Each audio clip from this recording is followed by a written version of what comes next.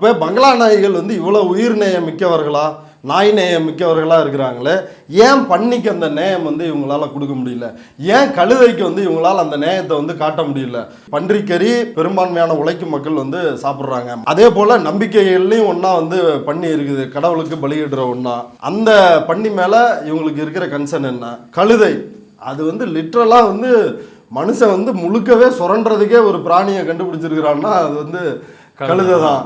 அப்ப அதுக்கு வந்து என்ன கருணை காட்டினாங்க? ஏன்னா அதெல்லாம் வர்ணாசிரமத்துல சொல்லப்படல. ஆமா, வர்ணாசிரமத்துல வந்து நாய்க்கு வந்து மிச்ச சொத்தை போடணும்னு சொல்ல எழுதுறாங்க இந்த பங்களா நாய்கள். வாளை குலைக்கும் நாயடி அது மனிதனுக்கு நண்பனடி அப்படின்னு பாரதியார் எழுதியிருக்கிறாருன்னு. அந்த பாரதியாரே வந்து கழுதையை தூக்கிட்டு அகரகாரத்துக்குள்ள போறப்ப வந்து கிளம்பிடான்ட்டாங்க. ஆமா, அதுதான் இந்த பங்களா நாய்களினுடைய யோகிதை. இப்ப இந்த நடவடிக்கைகள்னால பாரதி புரட்சியாளர்கள்லாம் கிடையாது, அப்படி புரிஞ்சுக்க வேணாம்.